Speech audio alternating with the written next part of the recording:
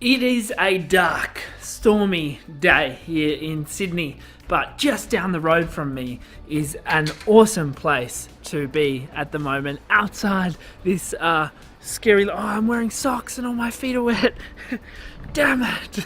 I'm going to head to my friend's studio, Balance Studio, Nic Laidlaw. You guys know him, and we're going to do the ultimate mobility routine for surfers. Let's get into it now. If you're new here, make sure you subscribe to the channel and join me on Instagram at KalesBroccoli. My thumb's feeling a little bit better.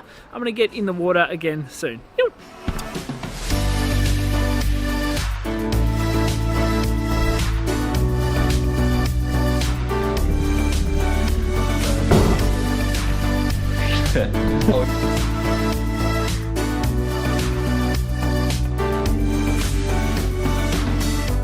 My name is Nic Laidlaw. I'm a holistic movement and lifestyle coach.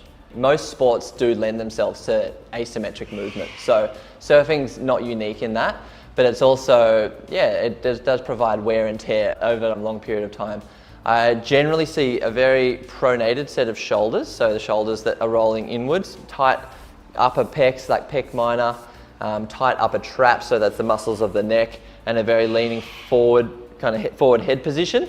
We're doing one motion over and over and over again, so that's going to have its drawbacks over time. Then I see surfers getting into the later stages when they're getting into their 30s and 40s. I see hip issues come in really frequently, so locked up hips and then locked up lower backs as well, from being very sedentary in our normal life, and then we go out and want to explode and be as powerful as a pro is without the conditioning. So today Kale's asked me to put together a few mobilizations which are going to be beneficial for your surfing. So I've chosen a couple that are going to open up the hips and some advancements to make them more dynamic, and then some that are going to mobilize the spine and connect the spine, give you the ability to articulate and move each vertebra on its own, and then one that's really good for the shoulders, for the health of our shoulders. So the first one is just a lateral lunge. So a lunge moving from left to right. We want to encourage ourselves to be strong in a low position. So you do loads and loads of squats and deadlifts or strength exercises, nothing wrong with them at all, but that's going to build a strength in a certain range of movement, which is appropriate. It's not going to allow you to go as low to the depths that we do in surfing or to the extension that we do in surfing. We also get ourselves in really weird positions when we're surfing, so out of that perfect linear range. So the lateral lunge is going to get us lower to the ground and get us strong when we're low to the ground. So you do that by starting in a squat position. Your hips can be as high as you like with this, and your hands can always act as a buffer. But to do this lateral lunge, lean onto the left side, let the heel come off as it will, slide the right leg out so that it's super long, and then just cross your hands over and shift the weight onto your right. Good. Dig the heel in, pull the toes back. You should feel like an opening on the hips. Yeah, good. And then we just use the hands from left to right. Good.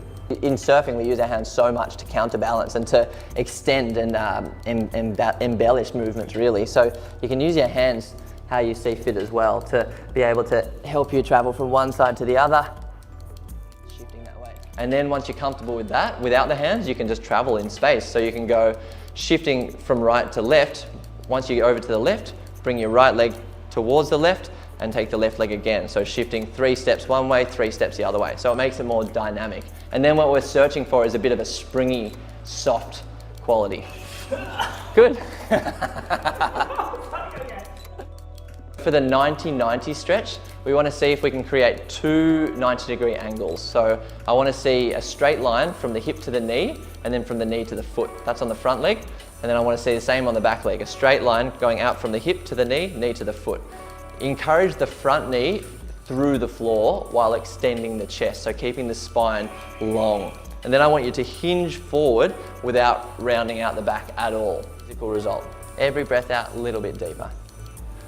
If you can achieve that position, even if you're moving forward a millimeter or even in your mind, encouraging that front knee through the ground, you can then trace your hands around the outside of the leg and rotate the spine to make it a little bit more appropriate to a dynamic position. So this is going to open up the hips, the outside of the butt. Spend more time on the tighter side. Depending on which stance you are, it will be different. I don't want to give that away, so you need to explore that yourself. And then we can make that more dynamic. we're going to reach, if we're doing the left side first, left hand on the ground, reach the right leg out in front. You're balancing on the little toe side of the foot as you press off your left hand. Move forward onto the right hand, then the right knee, and then we repeat on the other side. Extend the leg forward, the outside edge of the foot, I call it the knife edge of the foot that we balance on. We push off our right hand, land onto our left hand for balance and stability, and we walk forward. And then over time, you can do it without your hands at all, from one side to the other.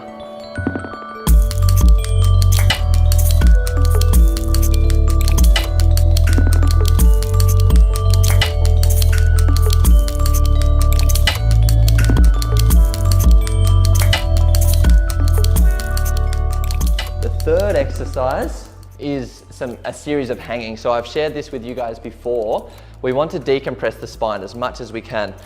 Like I said, we're pronated commonly in the shoulders. So one nice way to assist that would be to allow gravity to help us. So we're going to get strong with the grip. We're going to shrug our shoulders and let our whole body be really heavy and lengthened through the upper back. Grip on.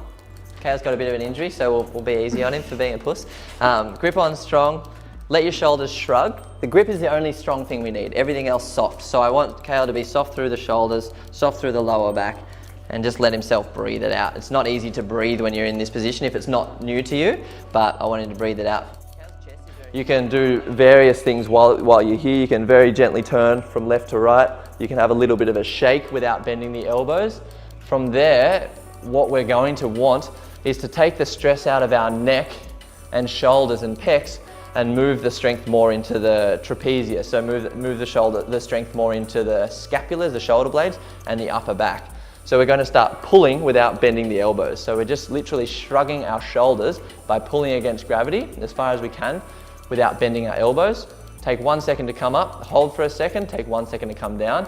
10 repetitions, 2 or 3 times over if you can. The progression from there is to raise your chest in the direction of the bar without bending the elbows. So you're going to take a deep breath in, squeeze the glutes, lift your chest in the direction of the bar and the head going back behind you. So you're arching your back. I want you to see if you can gain the integrity and the strength to hold for 3 seconds at a time and come down. You repeat that 5 times, couple of sets of that if you can. The progression after the scat pulls would be a toe tap.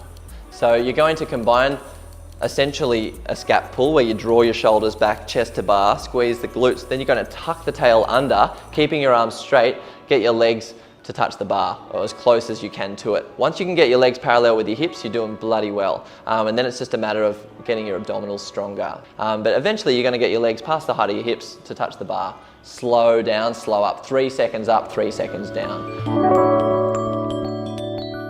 We're going for our skin the cat. So what we're going to do there, pick your chest up, draw the knees into the chest. You're going to rotate, do a full circle so that your arms are completely opposing the way that you would paddle. You're hanging your body forward. Then you're going to use the strength from the grip to charge up with the shoulders and bring yourself back very slowly with straight arms the whole time. This offers a very natural filtration system of your own strength. So try not to go for the glory by bending the elbows because it will take away from the benefits that you can get for your shoulders and your spine. I see a lot of people, especially who are kind of beginner to intermediate, especially people that start later in life, when they're surfing, their spine looks like a block almost, so I don't see much movement in their spine. That could be a couple of reasons. For one, they could be protecting pain in their back, or for two, they might not you guys might not have the mobility in your spine, which is the case for me until I learned how to. So I want to show you a spinal wave. So essentially, that has to do with articulating, so enlivening one vertebra at a time and getting each vertebra to be able to create motion independent of each other. And we end up creating this nice oscillating effect of the spine, which helps to not only mobilize the spine, also hydrate the spine, nourish the spine, and send blood, oxygen, and energy to the spine. So it's a very valuable tool. We're going to lead the movement with the head. So the head is going to initiate the movement. Every other part of the spine, or the chest and the spine, is going to echo the head. Roll the spine, chin towards the chest, one vertebra at a time. Slowly, good, and then lift up. Good, now let's exaggerate it more. Push the hips a bit further forward. Hips forward, good. And then go chin into the chest. and just let the whole back, one vertebra at a time, reverse this shape until the whole spine is round in line with the hips. More. Good. And now look up first with the eyes. Good. Pull the chest forward, the abdomen, and then the hips. Squeeze the butt to protect the back. Roll down, one vertebra at a time.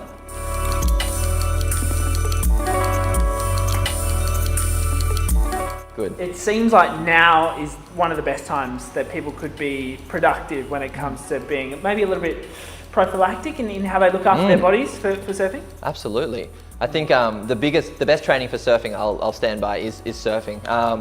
But now we're in this climate where everybody's localized.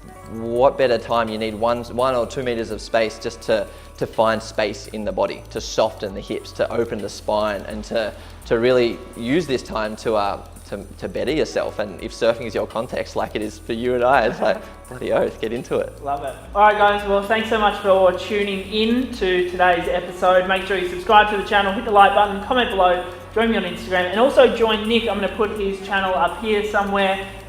He's going to be uploading a lot more surf-specific movement content now. Yeah. Okay, good. Yeah, I have. Epic. Right. Okay, cool. Thanks, guys. We'll see you soon. You.